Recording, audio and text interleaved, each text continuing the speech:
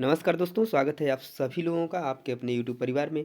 चलो दोस्तों, आज के सेशन में हम लोग करने वाले हैं मैथ पेडागोजी के पूछे गए बहुत ही इंपॉर्टेंट क्वेश्चंस को लेकर के, जो आपके आने वाले एग्जाम्स के लिए बहुत ही महत्वपूर्ण होने वाले हैं। तो दोस्तों, जैसा कि आपके पास अभी बहुत टाइम है तैयारी करने के लिए, तो उस बीच में दोस्तों एक बता दें कि जो मैथ पेडागोजी है उसके अंतर्गत ज़्यादातर जो है कि विद्यार्थियों को कठिनाइयाँ होती हैं क्वेश्चंस को करने में। तो दोस्तों, मैथ पेडागोजी के क्वेश्चंस को मैं बहुत सारे प्रैक्टिस सेट के अंदर का डिस्कस किया हूँ और डिस्कस करने वाला भी हूँ। तो आज का वीडियो भी उसी के ऊपर है दोस्तों, जिसमें कि हम लोग 15 बहुत ही महत्वपूर्ण क्वेश्चंस करेंगे मैथ पेडागोजी के अंदर। तो चलिए दोस्तों, वीडियो को शुरू करते हैं। वीडियो को लास्ट तक देखिएगा और चैनल पर नए हैं तो चैनल को सब्सक्राइब कर लीजिएगा। वीडियो पसंद आए तो लाइक और शेयर जरूर करिएगा दोस्तों। चलिए आज का पहला क्वेश्चन करते हैं। आपको क्वेश्चन को देख करके पता चल जाएगा दोस्तों कि किस लेवल का क्वेश्चन है और किस तरीके से एग्जाम में है ये क्वेश्चन पूछे जाते हैं। ये जो क्वेश्चन है दोस्तों बिल्कुल जेन्युइन है। ऐसा नहीं कि इस तरीके से इधर उधर से क्वेश्चन ऐसे ही करके दे दिए और उस तरीके से आपको कोई जो है कि फ़ायदा नहीं होने वाला है। ये बिल्कुल आपको 100% क्वेश्चन जो है इस तरीके से देखने को मिलेंगे ही एग्जाम में। चलिए क्वेश्चन देखिए ध्यान से दोस्तों, पढ़िए और आंसर दीजिए।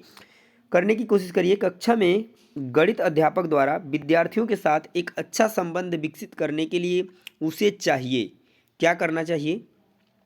क्या सभी के साथ मित्रतापूर्ण व्यवहार करना चाहिए, अच्छे से बात करना चाहिए, बच्चों से प्यार करना चाहिए या व्यक्तिगत ध्यान देना चाहिए?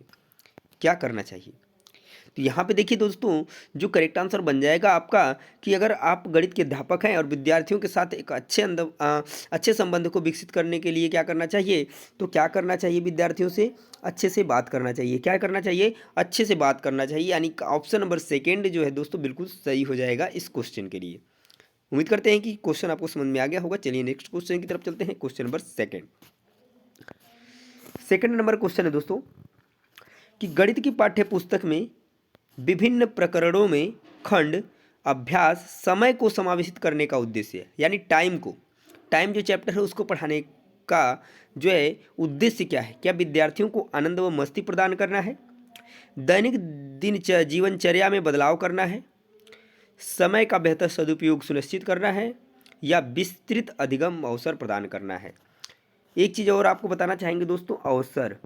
पहले भी मैंने भाई कई बार बताया है अपने वीडियोस के अंदर, अवसर जो वर्ड है ये आपके ऑप्शंस को ट्रिक कर देता है 100% सही। चाहे वो किस तरीके से पॉजिटिव क्वेश्चन पूछा गया है, अगर ये आ गया ऑप्शन में तो आप आग बंद कर टिक कर दीजिए। मैं 99.99% लिख कर देता हूँ कि वो ऑप्शन आपका बिल्कुल राइट होगा।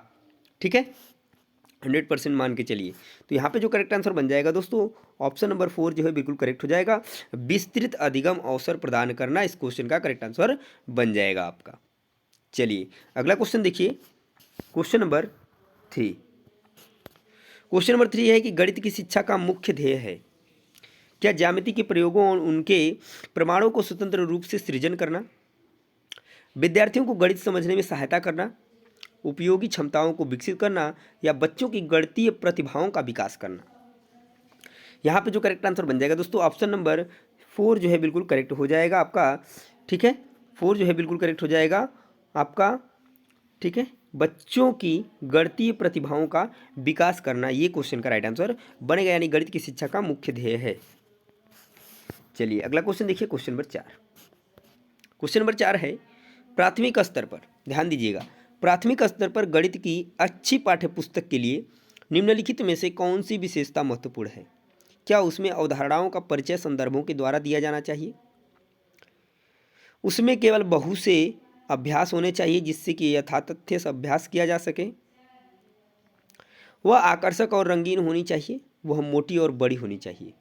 क्या सही होगा? तो यहाँ पे जो करेक्ट आंसर बन जाएगा दोस्तों, ऑप्शन नंबर 1 बिल्कुल सही हो जाएगा कि उसमें अवधारणाओं का परिचय संदर्भों के द्वारा दिया जाना चाहिए, न कि बहुत से ढेर सारे अभ्यास हों। ऐसा करने से तो अच्छा बनेगा नहीं बुक। रंगीन और आकर्षक होने से भी नहीं होगा अच्छा, और मोटी और बड़ी हो जाएगी तो भी दिक्कत है। ठीक है, तो यहाँ पे बस बिल्कुल सही बनेगा क्या कि उसमें अवधारणाओं का परिचय संदर्भों के द्वारा दिया जाना चाहिए, तो वह सही विशेषता होगी, उसकी महत्वपूर्ण विशेषता होनी चाहिए एक अच्छी पाठ्यपुस्तक की। चलिए नेक्स्ट क्वेश्चन देखिए। Question number 5। क्वेश्चन नंबर 5 है कि प्राथमिक स्तर पर गणित की पहेलियां मदद करती हैं क्या कक्षा के प्रतिभा संपन्न विद्यार्थियों को पहचानने में, विद्यार्थियों को मनोरंजन प्रदान करने में, समस्या सुलझाने के कौशलों को परखने में, समस्या सुलझाने के कौशलों को प्रोत्साहित करने में। तो यहाँ पे करेक्ट आंसर बन जाएगा, जो कि गणित की पहेलियाँ होती हैं वो समस्या के सुलझाने के कौशलों को प्रोत्साहित करने में मदद करती हैं प्राथमिक स्तर पर। ध्यान दीजिएगा एक चीज़, ठीक। नेक्स्ट क्वेश्चन देखिए दोस्तों, क्वेश्चन नंबर 6।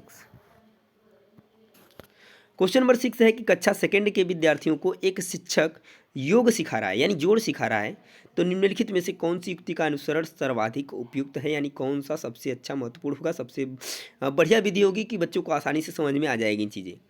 क्या कक्षा 2 में शाब्दिक प्रश्नों को न कराया जाए? शाब्दिक प्रश्नों का प्रयोग केवल मूल्यांकन हेतु किया जाना चाहिए? योग को शाब्दिक प्रश्नों द्वारा प्रस्तुत करना चाहिए, या शाब्दिक प्रश्नों को अध्याय के अंत में कराया जाना चाहिए? तो यहाँ पे देखिए, जो सबसे अच्छा ऑप्शन बनेगा आपका कि जो योग की संकल्पना है, यानी शाब्दिक प्रश्नों द्वारा प्रस्तुत करना चाहिए। बच्चों को शाब्दिक प्रश्नों के द्वारा पूछकर उन्हें बताना चाहिए, सिखाना चाहिए कि किस तरीके से आप जोड़ पाएंगे नंबर्स को, ठीक है, क्योंकि कक्षा 2 की बात की जा रही है। अगला क्वेश्चन देखिए, क्वेश्चन नंबर 7। क्वेश्चन नंबर 7 है कि प्राथमिक स्तर पर गणित की पाठ्यपुस्तकों की सबसे अधिक महत्वपूर्ण विशेषता निम्नलिखित में से कौन है? क्या संकल्पनाओं का उच्चतर कक्षाओं में संबंध जोड़ा जाना चाहिए?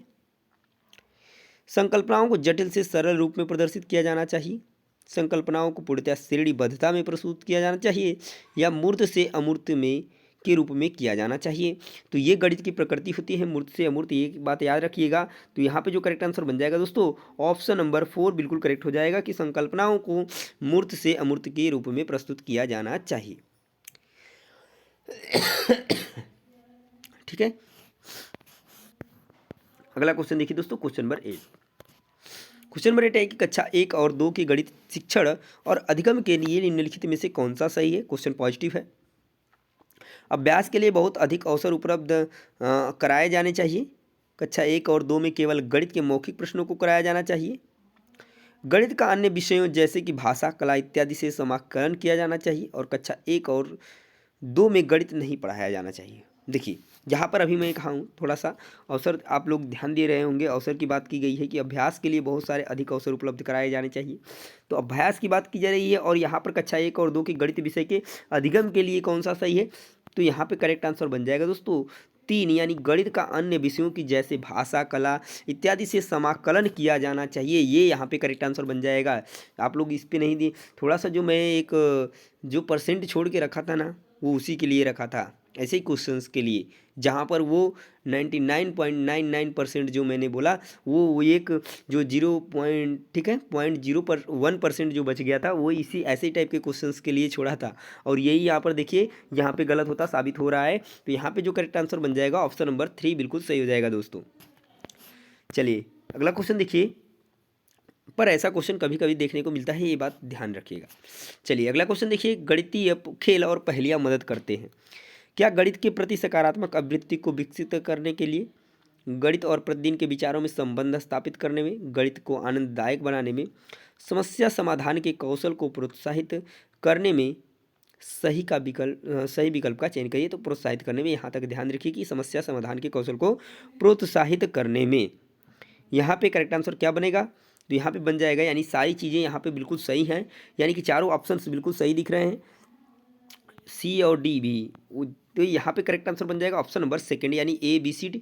और इस तरीके के क्वेश्चन आपको बहुत देखने को मिलेंगे, जैसे कि कूट वाले जो क्वेश्चंस होते हैं, इस समय में बहुत सारे क्वेश्चन देखने को मिलते हैं कूट वाले जो होते हैं, ठीक है। तो उसमें आपको थोड़ा सा ध्यान देने की ज़रूरत है।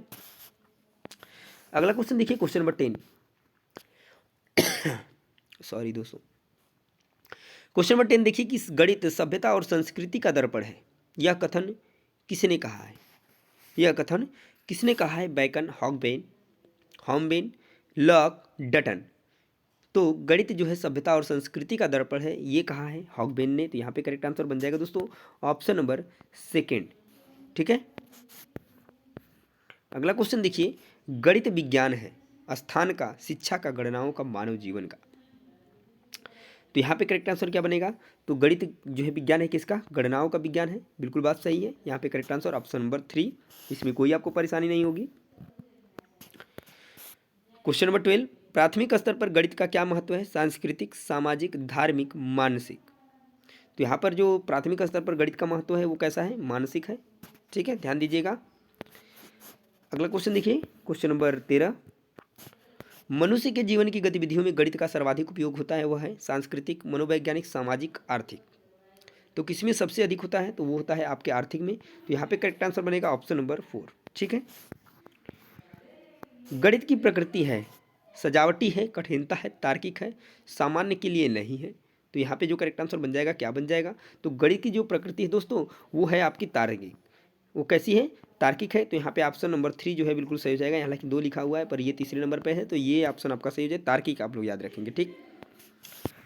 अगला क्वेश्चन देखिए दोस्तों, और आज के सेशन का लास्ट क्वेश्चन। तो वीडियो आपको कैसी लगी है, क्वेश्चंस आपको कैसे लगे हैं, ये हमें कमेंट में जरूर बताइएगा। और ऐसे वीडियोस और देखने के लिए दोस्तों चैनल को सब्सक्राइब कर लीजिएगा और बेल आइकन को प्रेस करना नहीं भूलिएगा।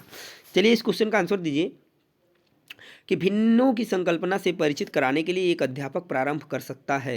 किससे प्रारंभ कर सकता है? अगर आपको भिन्न पढ़ाना हो क्लास में, तो क्या विभिन्न अंशों के अंश, विभिन्न भिन्नों के अंश और हरों की पहचान कराकर यहाँ से शुरुआत करेंगे?